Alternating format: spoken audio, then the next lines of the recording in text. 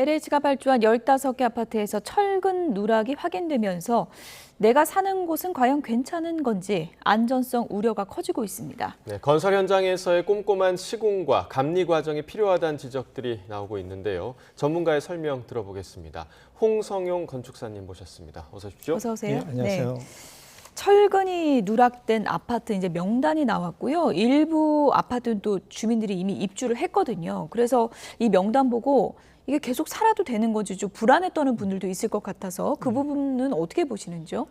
일단 관계 전문가로 저도 뭐 되게 황당한 일이었다. 그러니까 이게 철근 누락 이거는 거의 1970년, 60년대 말에 마포 와우 아파트 사건 이후로 이런 일이 거의 없을 거라고 저는 봤거든요. 그렇게 학교에서도 배웠고 또 설계하는 입장에서는 아무래도 시공하는 팀하고 좀 다릅니다. 그래서 저희가 그림을 그리고 이제 그대로 도면을 진행하는 역할을 하는데 시공에서의 어떤 실수의 누락일 수도 사실은 있어요. 근데 이제 그렇더라도 이 실수에 대한 이중 삼중의 안전장치들은 마련이 돼 있습니다. 그래서 이 시스템들이 과연 작동을 했는지 이런 부분도 정밀하게 검사를 해봐야 되고 만약에 70년이나 69년처럼 고의로 누락했다면 이거는 중대한 문제인 거죠. 그래서 이거는 뭐 여러 분야에서도 말씀드리는 것처럼 정밀한 진단 조사가 필요하고 거기에 대한 적절한 대응은 필요하다고 보여집니다. 네, 지금은 그 LH가 발주한 아파트들에 대해서만 지금 조사가 진행된 상황입니다만 지금 방금 뭐 국무회의 그 대통령 발언에서도 보셨듯이 민간 아파트에 대해서도 대통령이 전수조사를 지시했단 말이죠. 그러면 이 문제가 더 나올 수밖에 없을 것 같은데 만약에 발견이 되면 어떻게 조치를 하게 되는 건가요? 일단 지금이라도 이런 문제가 드러난 건 굉장히 다행이라고 저는 오히려 생각합니다. 예방할 수 있는 기회를 우리가 한 번 더 갖게 된 거니까요. 그리고 사실 우리나라에서 건축이 공공의 영역이라는 걸 잘 이해를 못합니다. 사유재산으로 많이 치부되거든요. 그래서 건축은 문화적으로도 사실은 그 도시에서 차지하고 있는 크기나 여러 가지 영향 때문에 공공으로 이해를 하고 있고요. 건설 역시 마찬가지입니다. 건설은 진행되는 과정에서 안전이나 또 불특정 다수가 사용하는 거 아니겠습니까?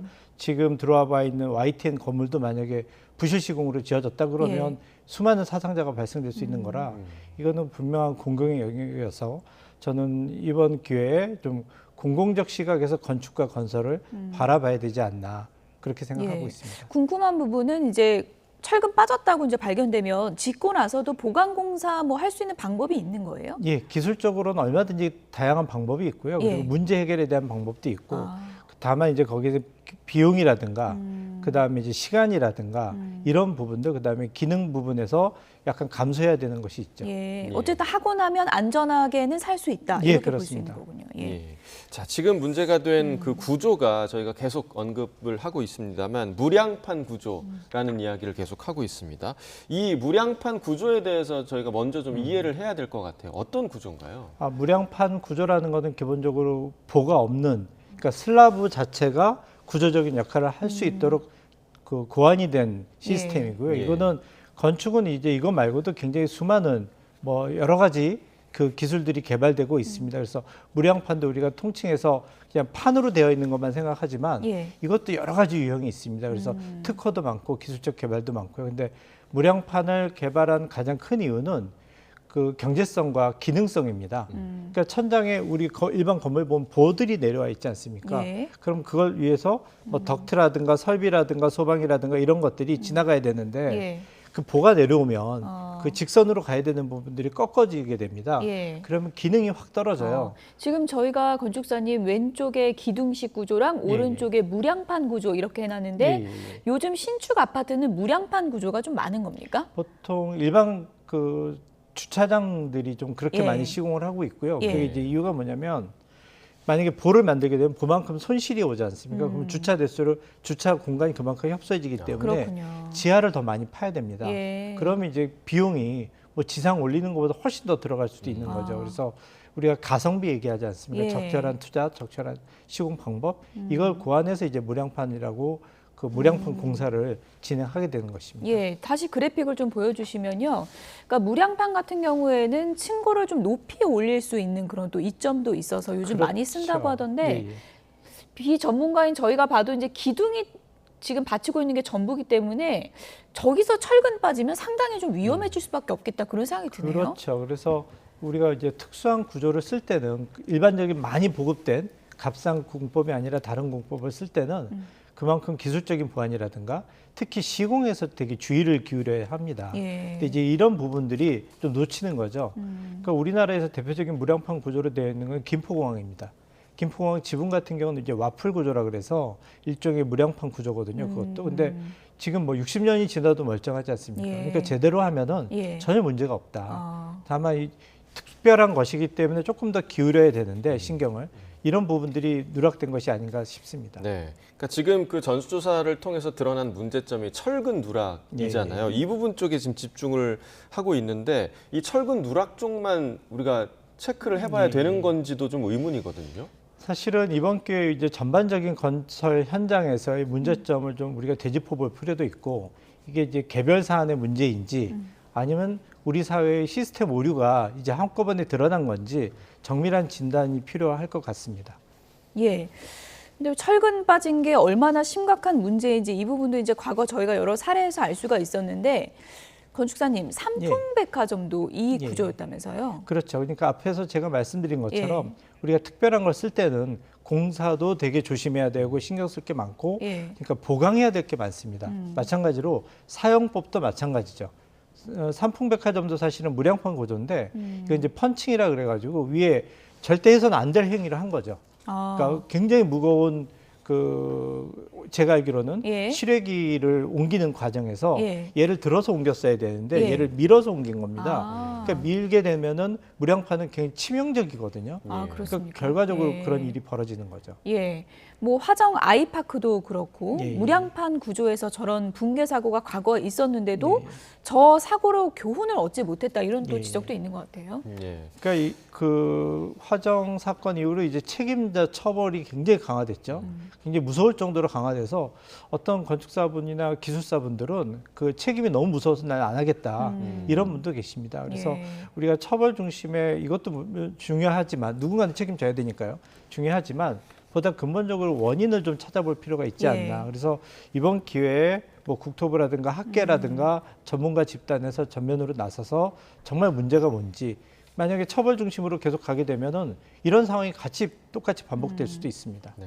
그러니까 처벌과 함께 그러니까 이런 상황을 막기 위한 그런 예. 예방이 굉장히 좀 중요할 그렇죠. 텐데 예. 그 예방의 측면에서는 뭐 현장에서 이제 인력을 관리한다던가 예. 감독하는 그런 기능이 굉장히 중요할 텐데 그 감리 이게 예. 현실적으로 좀 어려운 부분인 건가요? 일단은 가장 중요한 건 시공자의 역할이고요. 그리고 더 중요한 거는 그 일을 하는 기능공의 역할이 굉장히 중요합니다. 예. 근데 이제 이야기하면 되게 길어지긴 하겠지만은 기능공에 대한 인력 수급 문제도 있고 비용에 대한 부분도 있고 여러 가지 노동시장과도 연동이 됩니다, 사실은. 그리고 이런 것들이 결국 공사비 증가랑도 연결이 되고, 근데 이제 감리도 일부 뭐 역할을 한다고 하면은 감독의 역할인데, 아까도 제가 말씀드린 것처럼 건설은 공공의 영역도 있다고 말씀하지 않았습니까? 예. 그래서 해외 같은 경우는 사실은 이 감리가 준 공무원 역할을 하고 있습니다. 그래서 강력한 뭐 공사 중지나 지적을 하면 공사가 중단이 돼요. 근데 우리 같은 경우는 민간의 영역으로 이걸 보고 있기 때문에 공사 중단을 하거나 지시를 했을 때 뭐 멈추게 되거나 비용이 상승하게 되면은 이게 이제 심지어는 건축주도 발주자인 건축주도 감리자한테 요구를 합니다. 왜 이렇게 까다롭게 하느냐. 예. 그래서 손해배상까지 청구할 수도 있고요. 그래서 이런 걸로부터 좀 자유로워지려면 감독하는 감리자의 역할이 제3의 객관적인 역할로, 그러니까 어떻게 보면은 공무원처럼 거의 그 정도 역할을 부여받아야 되고요.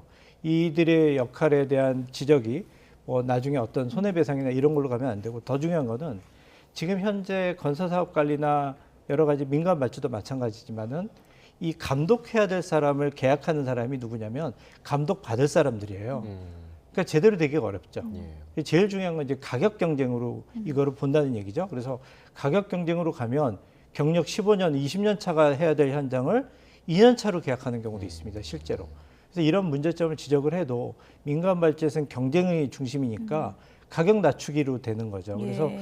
제가 보기에는 감리는 중요한 이게 공공의 영역이고 공공의 안전과 관련되기 때문에 이거는 어떻게 보면 정액화해서 국가가 좀 나서서 컨트롤하는 게 맞지 않나. 그래서 비용에 대한 경쟁이 아니라 정말 능력 경쟁으로 가야 되는 사회가 돼야 된다. 이미 선진국은 그렇게 하고 있습니다. 예, 감리 시스템에 대한 이제 고질적인 예. 문제점을 얘기해 주셨고, 그리고 이번 사고가 있은 이후에 제가 이제 주변에서 들어보니까 공사장에서 철근 빼돌리는 게 아주 오래된 일이다. 이거는 막을 수 있는 방법도 없을 것 같다. 이렇게 회의적인 시각도 굉장히 많던데 어떻게 보세요? 저는 사실은 그런 소문이 예, 뭐 제 어렸을 때 학교 다닐 때 들었던 이야기인데 예, 그건 60, 70년대 이야기라고 생각을 어. 하고요. 그리고 설마 믿고 싶지는 않습니다. 예. 그리고 지금은 인건비가 더 비싸거든요. 예. 그 공기가 하루 지연이 되면 예. 하루 인건비가 워낙 비싸기 때문에 아. 철근 빼돌릴 그런 마음으로 그냥 빨리 공기 끝내는 게 낫다. 그러니까 더 숙련공 쓰는 게 오히려 더 경제적이다라고 예. 저는 보고 있습니다. 그럼 최근에 그 철근이 빠진 그 누락 사태는 예. 본질적인 원인은 뭐라고 보세요? 일단 전문가들의 수준의 문제라고 저는 사실은 봐요. 시공을 담당하는 건설사나 아니면 이거를 감독할 수 있는 관리 체계가 좀 문제가 있지 않나. 그래서 이 부분에 대한 시스템 개선이 저는 절대적으로 필요하다고 보여집니다. 네.